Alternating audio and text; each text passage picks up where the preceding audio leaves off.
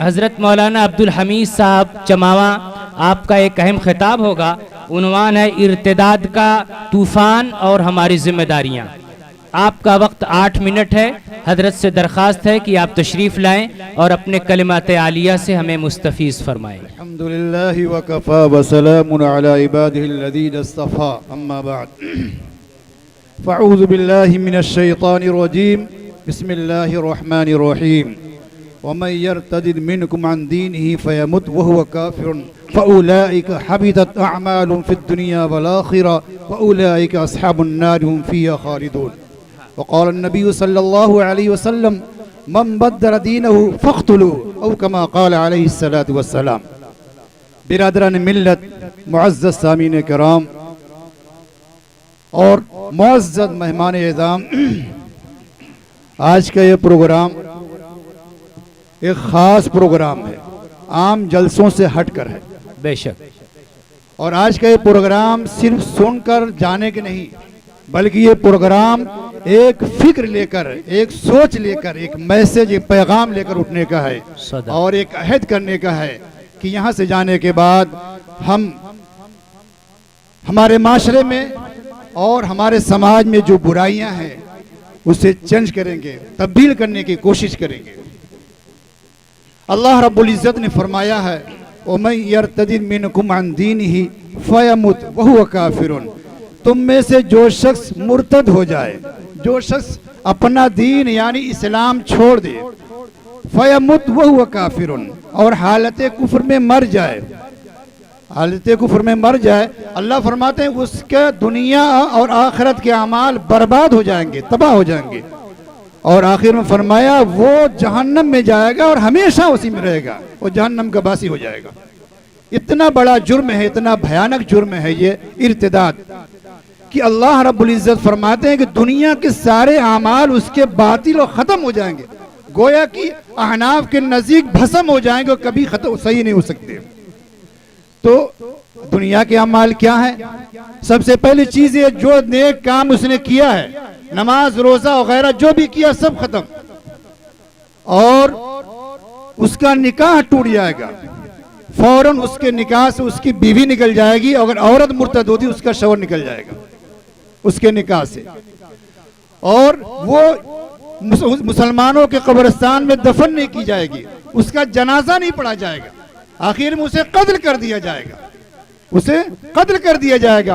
हत्ता कि आता है फ़िक़्ह के अंदर कि काफिर से जिज़िया लेकर उसकी जान बख्शी की जा सकती है, लेकिन मुर्तद से जिज़िया लेना भी जायज़ नहीं है, उसे कत्ल ही उसका इलाज, इसलिए कि उसने इस्लाम की तौहीन की है, इस्लाम की इहानत की है। वो इस्लाम जिसकी हक्कानियत सदाकत के लिए 1,24,000 अंबिया किराम दुनिया में आए और सारे लोगों ने बताया मोहम्मद अरबी सल्लल्लाहु अलैहि वसल्लम जो इस्लाम लेके आएंगे वो क़यामत तक चलने वाला है। इन्नद्दीन इंदल्लाहिल इस्लाम, अल्लाह के नजदीक इस्लाम ही दीन है, और उस दीन से फिर जाने वाला इस लायक है कि उसे कत्ल कर दिया जाए और वो हमेशा जहन्नम के ईंधन बना दिया जाए।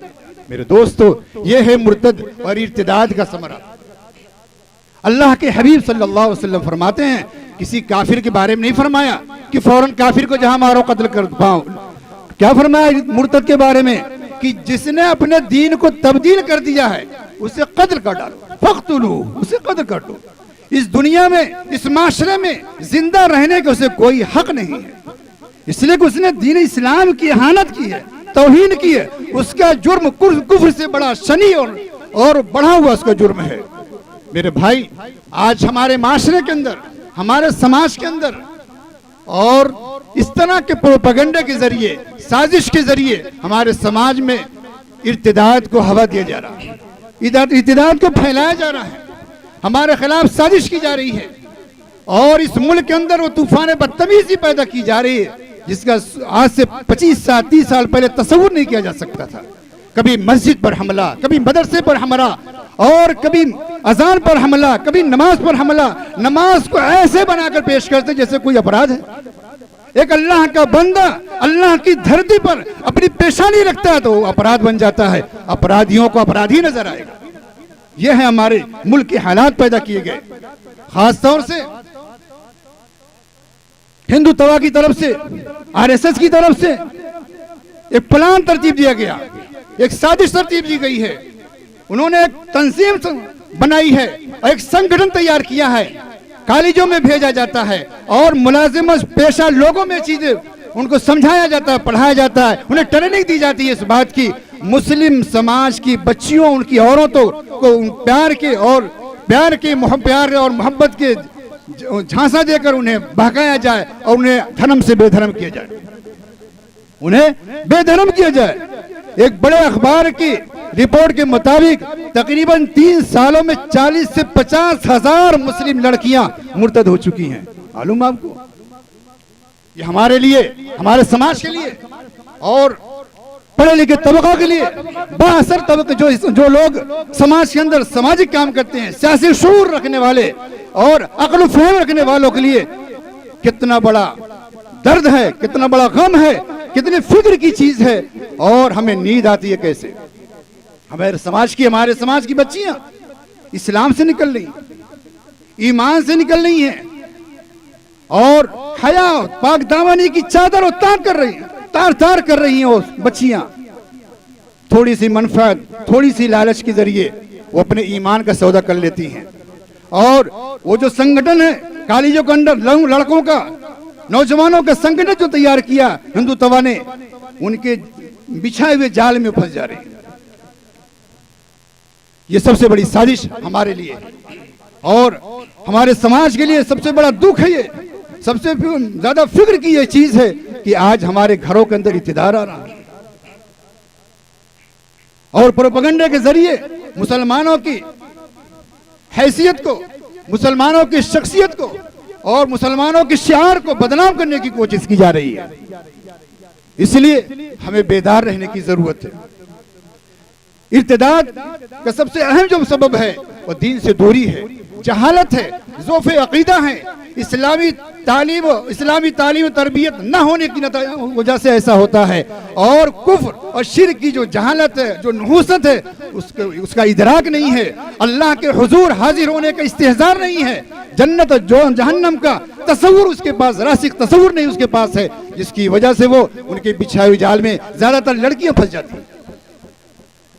उनको एहसास नहीं होता इसके बाद की जिंदगी क्या है, अल्लाह के हुजूर हाजिर होना है और उसके बाद जहन्नम और जहन्नम का जन्नत का जो तस्करा है उनके सामने नहीं होता, उसका मंजर उनके सामने नहीं होता, इसलिए उनके जाल में फंस जाती है। इर्तिदाद का एक दूसरा जो सबसे अहम सबब है, एक सबब और है, मखलूद निज़ाम तालीम और मखलूद निज़ाम मुलाजमत है। ऐसी मुलाजमत जिसमें मर्द औरत, मुस्लिम नॉन मुस्लिम सारे लोग इकट्ठा होकर काम करते हों, ऐसा तालीमी इदारा जहां पर लड़के लड़कियां, मुस्लिम नॉन मुस्लिम सारे लोग मिलजुल के तालीम हासिल करते हों।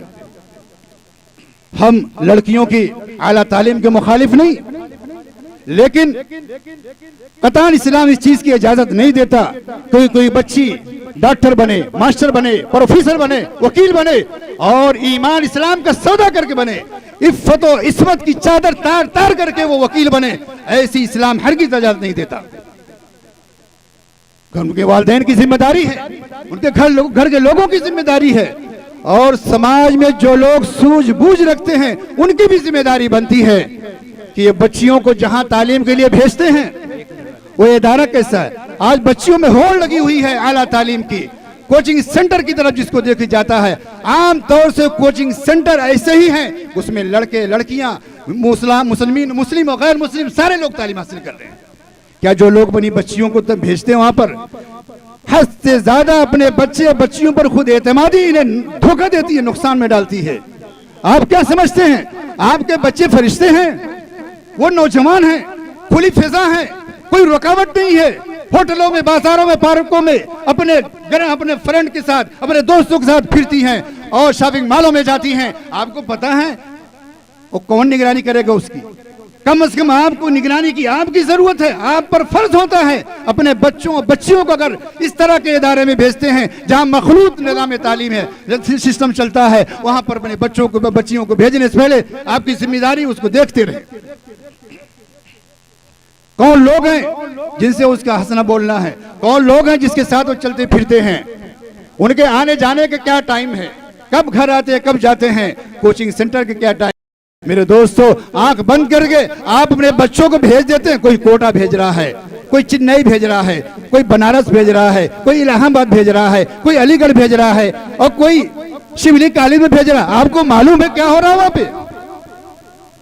जब ये बच्चियां उम्र का तकाजे के साथ मुतासिर होकर अपने दोस्तों के साथ आगे बढ़ जाती हैं और अपना ईमान और अपनी इफ्फतों पाक दामनी चाक कर डालती हैं, तब ये रोते फिरते हैं इधर उधर।